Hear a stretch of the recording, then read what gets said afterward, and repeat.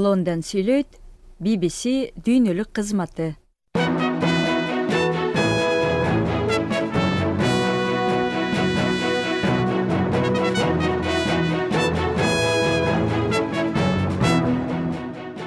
Саламатсыздарбы, студияда Кубат Чекиров.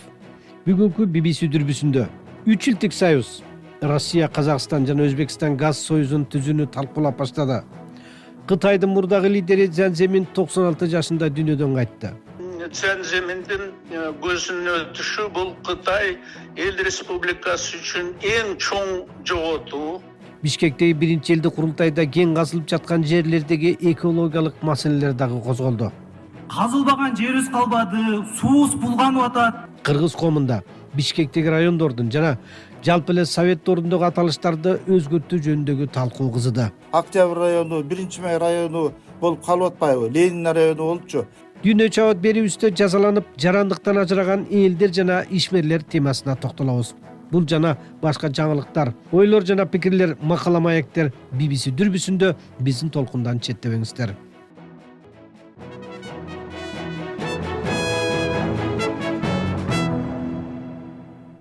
Ободо BBC, студияда Кубат Чекиров. Анда эмесе регионалдык маанидеги жаңылыктардан баштайбыз.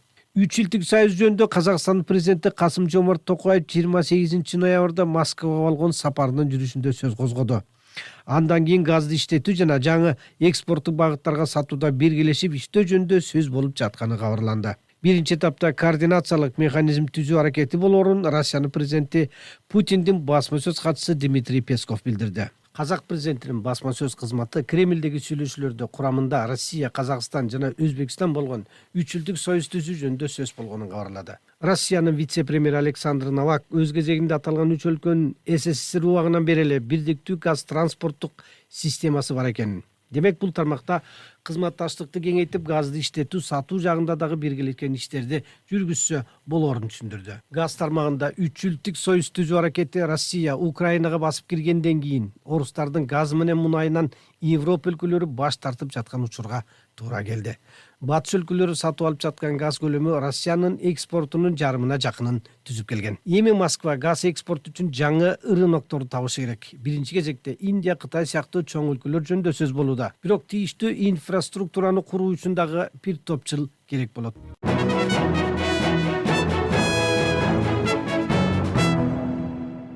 Кытайдын мурдагы президенти Цзян Цземин 96 жашында дүйнөдөн кайтты. Анын башкаруусу убагында Кытай экономикалык өнүгүү темпи боюнча дүйнөдө биринчи орунга чыккан.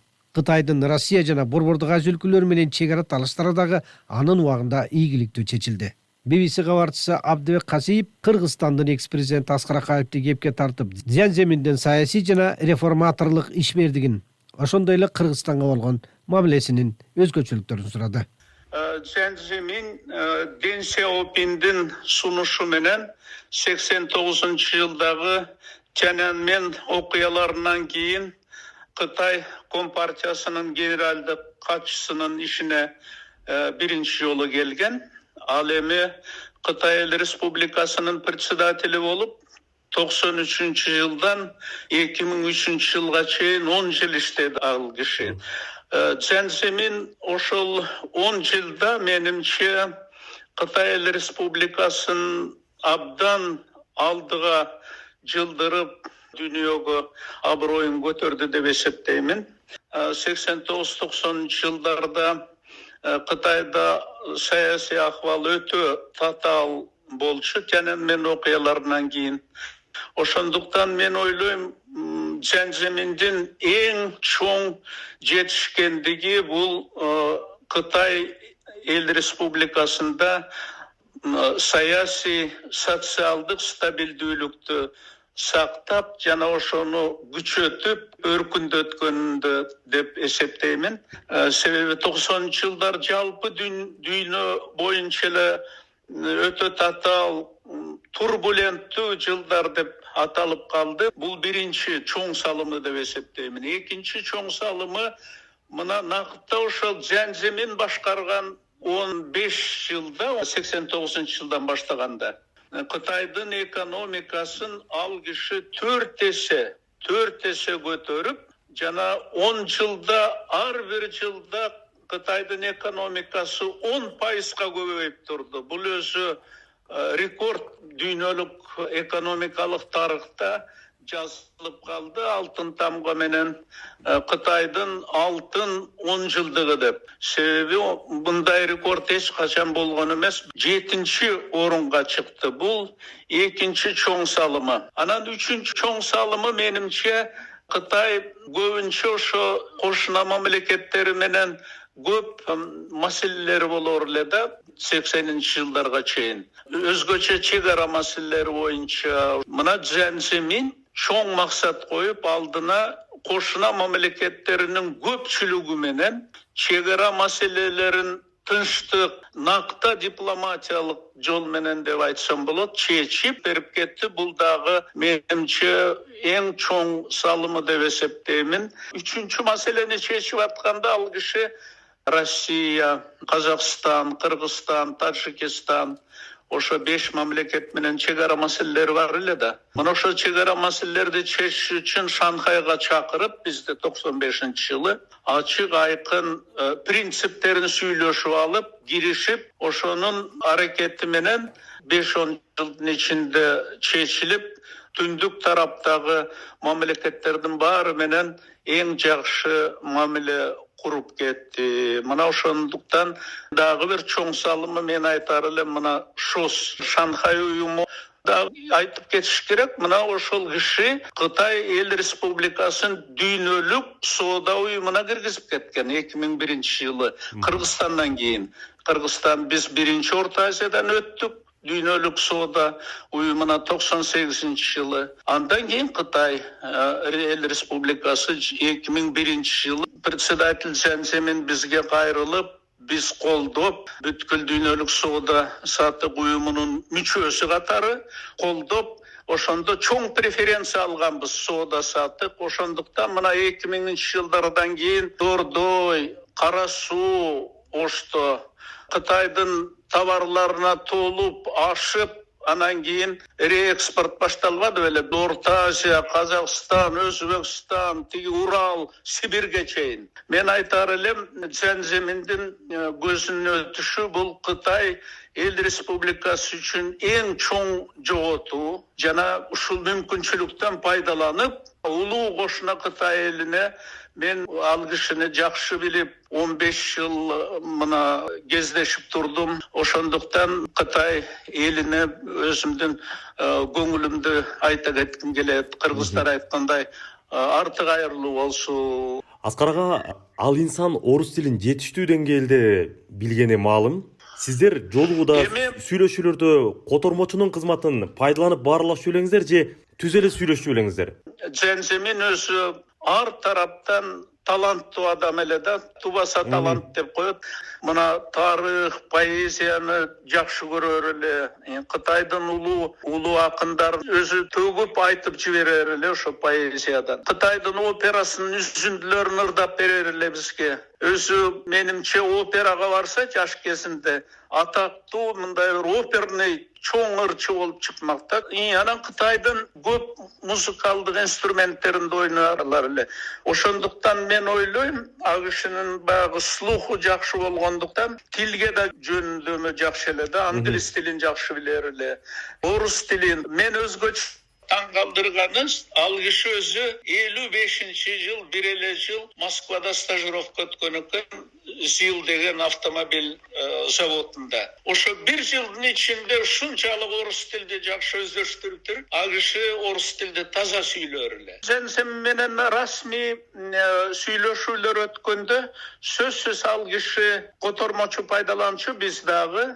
Бирок мындай жеке сүйлөшүп калганда поэзия жөнүндө, тарых жөнүндө ал киши аябай кызыгар эле. Ошо Кыргыз-Кытай мамилесинин тарыхынан, поэзия жагынан мына ошондо сөзсүз ал киши менен орусча сүйлөшөр элек. Ал киши орусча абдан жакшы билчү, жакшы сүйлөөчү, ошондуктан эч маселе болчу эмес. Цзяньзиминдин тушунда сиз кесиптешиңиз менен Кыргыз-Кытай чек арасын такташкан элеңиздер. Айрымдар сизди ал жетекчинин тилин абдан жакшы тапкан деп келишет. Абдыбек инем чек ара маселелери абдан татаал маселелердин бири. Өзгөчө мына Кытай Советтер Союзу Анда мурун эле Россия жана Цин империясынын убагында эле чегара маселелери боюнча көп маселелер туулган. Ошонун ичинде Кыргызстандын участкасында дагы. Чындыгында 10 жылда кылымдар бою чечилбей келе жаткан маселе болчу. Бирок жана мен жогоруда айткандай Зенземин акылмандык кылып, ошо 5 мамлекет Шанхайга топтоп, Кытай Республикасы, Россия, Казакстан, Кыргызстан, Тажикстан, анан кийин ачык айкын ошо чегара маселелерин чечүү боюнча принциптерди талкуулап, сүйлөшүп, ийне жибине чейин анан макулдашып алып girişkendikten oşa meseleler tez ele 5-10 жылдын içinde çeçip ketти. Kırgızstan'a Zенземин чындыгында özgöçü mamile jasagаны görünüp turat. Mına men sifralarını ele aytıp koyayım. El aralık ereje boyunca eğer oşol talaş tartış участкаларды жарым жартылай bölüp alışsa bul en kalыс çeçilgendikte eseптелет. Россия менен Кытай эки улуу мамлекет өздөрүнүн чыгыштагы участкаларын 50% кылып бөлүп алышты, эң калыс деңгээлде. Казакстан 60% өткөзүп берип, 40% сактап калды ошо талаш тартыш участкалардын. Тажикстан болсо 70% өткөзүп берип, Кытайга 30% сактап калды. Ал эми биз бир эле Кыргызстан eskerisinçe 70% Kırgızistan'a ötüp 30% Kıtay'a öttü. Buna uşundan ele uşu Zenzemindin Kırgızistan'a olgun özgöçü mamilesini görgözüp durat. Бул Кыргызстандын экс-президенти Аскар Акаев менен маек болду.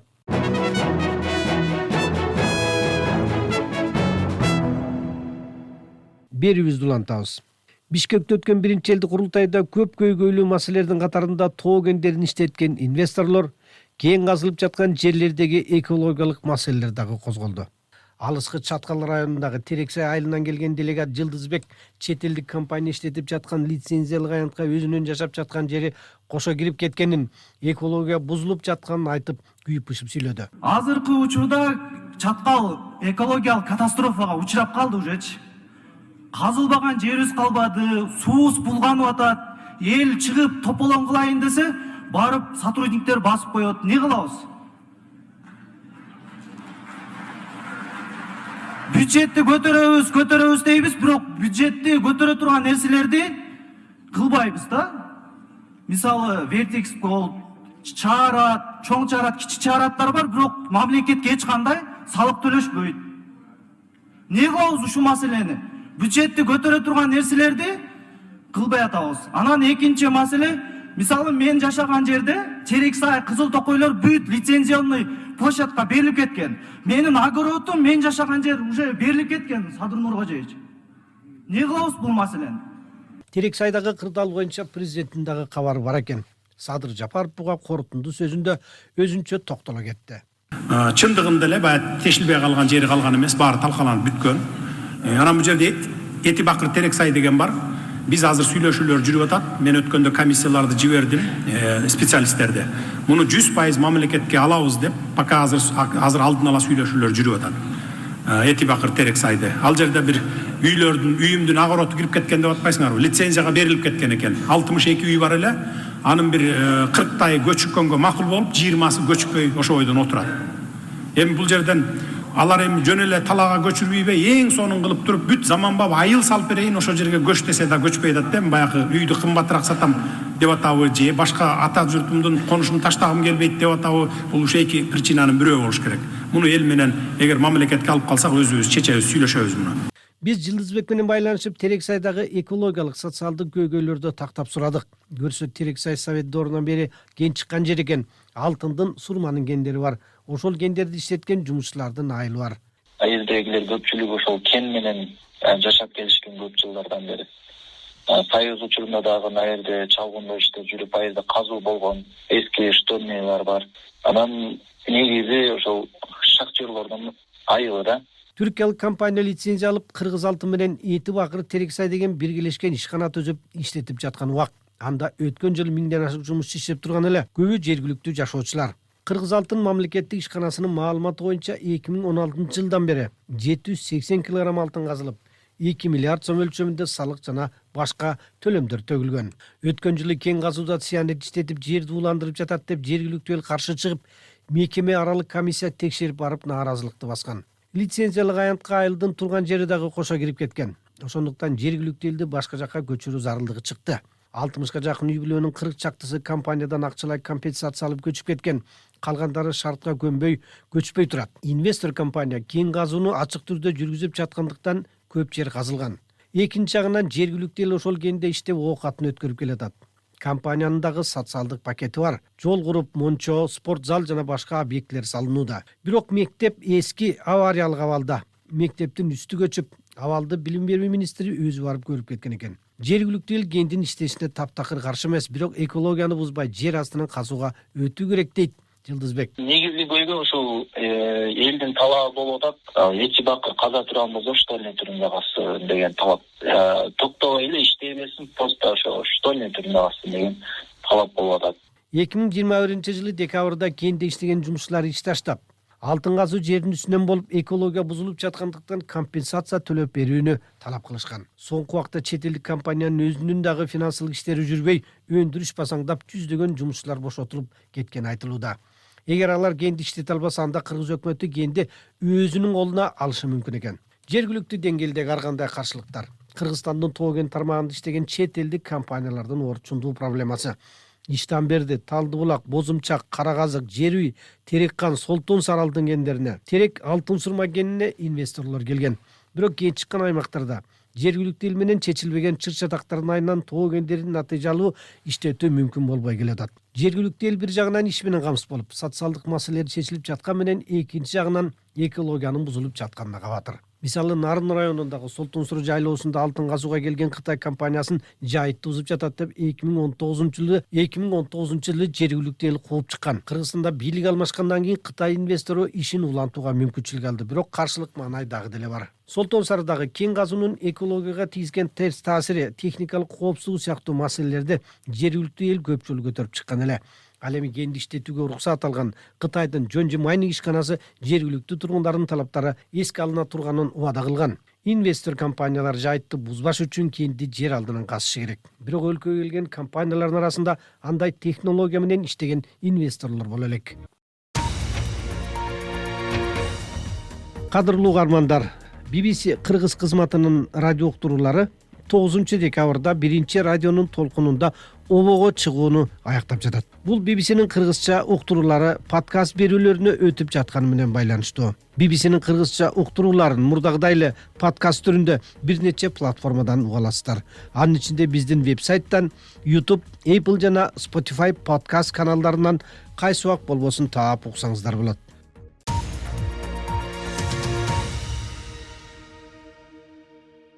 Кыргызстанда биринчи элдик курултайдан кийин Бишкектеги райондордун жана жалпы эле Совет дорундагы аталыштарды өзгөртүү жөнүндөгү талкуу кызыды. Жогорку кеңештин төрагасы Нурлан Шаки Бишкек шаарындагы 4 райондун советтик аталыштарын өзгөртүү маселесин көтөрдү. Кабарчыбыз Акчолпон Койчиева убагында ушул маселени көтөрүп келгендердин бири. Мамлекеттик тил боюнча улуттук комиссиянын мурдагы төрагасы Асимжан Ибраимовду маекке тартып, азыркы аракет канчалык майнамтуу болот деп сурады. Мен ойлойм, бул жолкусунда ушул жогорку бийликтин деңгээлинде ушул демилгеленип аткандай, анын үстүндө курултай колдоп атат. Жалпы эл республиканын булуң бурчунан келген мыктылары колдоого алып атат да. Эгерде эл журт ушинтип колдоого алып атса, демек ишке ашат деп тилек кылабыз. Жер аталыштарын алмаштыруу ишинде кандай кыйынчылыктар бар? Бул жерде кыйынчылыктар ушунда болушу мүмкүн.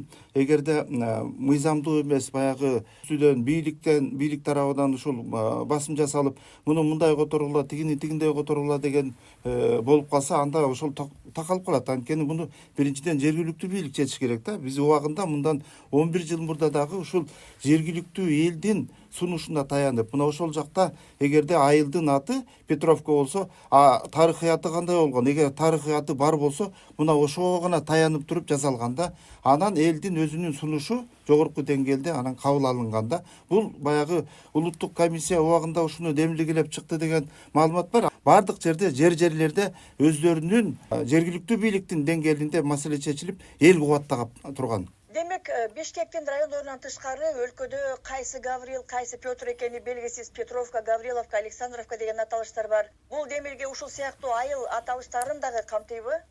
Мен ойлоп атам, бул Бишкек шаарындагы 4 район менен чектелип калбастан, жалпы республикалык деңгээлде дагы иштерди жүргүзө берсек жаман болбойт да. Анткени бул илгери 19-кылымда эле ушул Дмитриевка, Петровка деген аттар коюла берген. Бирок биз баарыбыз билгендей, ушул жер суу аттары топонимикаларга ошол жерди ачкан же болбосо бир ачылыш жасаган, ошол жерге биринчи келген адамдын атынан коюлат, же бир мыкты улуттук лидердин атынан коюлчу да. А бул жерде ошол Дмитрийдин, Петрдун же Серафимдин кайсы киши экендиги боюнча тарыхый эч кандай документтер жок да. Ага карабастан коюлуп калган. Бирок ошол эле мезгилде тарыхый аттары турат. Ал жердин элинин 90-95% кыргыздар болуп саналат. Анан жана алар өздөрү демилгелеп атышат. Биздин айылдын атын которуп бергиле деген. Мына ошондой окуялар болгон да. Эмдеге эле мен бир пикирди айткым келет да. Жер суу аттарын орус тилинен кыргыз тилине которуш керек, алмаштырыш керек дегенди, бул орус тили менен кыргыз тилин же орус эли менен кыргыздарды карама каршы койбош керек. Биз баарыбыз билебиз. Убагында, мисалы, Лениндин атында жердин баарында тең жамырап кеткен. Ленин атындагы мектеп, айыл, шаар, район жана башка.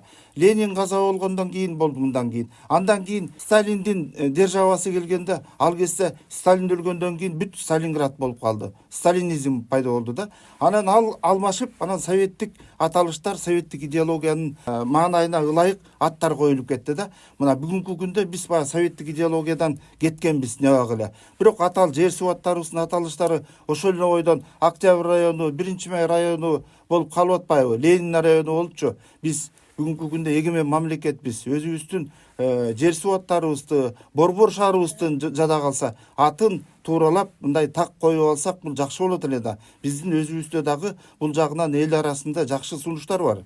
Курултайда бул маселе көтөрүлгөнүнө Орус думасынын депутаттарынын реакциясы абдан кызык болду. Светлана Жорова мисалы, президент Путин кыргыз президентине замечание айтышы керек деди. Убагында Казакстандын лидерлери эч кимден уруксат сурабай эле жер көчө аталыштарын алмаштырып койгон. Натыйжада ошол Казакстанда орус тилдүүлөрдүн укугу басылганы байкалдыбы? Эч кандай андай бир процесстерди биз көрө алган жокпуз. Мына ошол эле Өзбекстанда, Тажикстанда, Казакстанда бир топ жерлерди абдан ийгиликтүү өздөрүнүн тилине которуп алышпадыбы? Мына ошол эле мезгилде Россиянын өзүндө деле алып көрөлчү. Бир катар мына Калининградты кайра которуп алышты, Екатеринбургду кайра которуп алышты. Мына Казакстанда бир топ шаарларды Астана деп которду, башка шаарлардын баарын тең которуп алышты. Эч кандай бир маселе келип чыккан жок. Менимче Кыргызстанда деле бул жерде эч кандай бир элди, мамлекеттин ортосуна карама каршы коюп турган бир жүйөлүү себеп жок. Бул мамлекеттик тил боюнча улуттук комиссиянын мурдагы төрагасы Азимжан Ибраимов менен маек болду.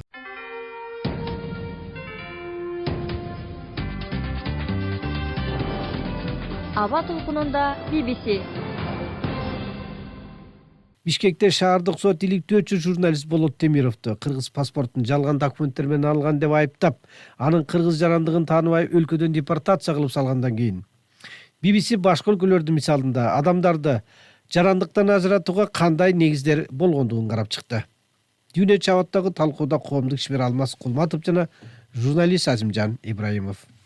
Бул жарандык маселеси байыркы Римде, байыркы Грецияда пайда болгон бир жарандыктан ажыратуу маселеси жарандыкка байланышкан мыйзамдар 17-кылымдан баштап 18-кылымдан кийин мына дагы кодекстер иштеп чыгып, кыскасын айтканда, саясий мамлекеттердин түзүлүшү, ошондо жарандуулук институту мамлекет менен инсандын укуктук байланышын аныктаган жоболор иштелип чыгып, алар бүтүндөй жарандуулук жөнүндө мыйзамдарга жарандык кодекс пайда болуп, Наполеондун кодекси деп аталат. Анткени ошол иши демилге иштеп чыккан. Биринчи дүйнөлүк согуштан кийин бул жанагы өлкөдөн чыгарып салуу маселеси, жарандыктан ажыратуу маселеси ого бетер актуалдашып, ошол 20-кылымдын башынан баштап кош жарандуулук маселеси чыгып, дүйнөдө бир 50ден ашык өлкө ошол кош жарандуулукту тааныйт да. Бирок Европа мамлекеттеринде башка мындай жарандыктан ажыратуунун мыйзамдарында башка өлкөнүн жарандыгын алса, анда ошол Австрияда, Германияда, Ирландияда, Испания, Латвия, Литва,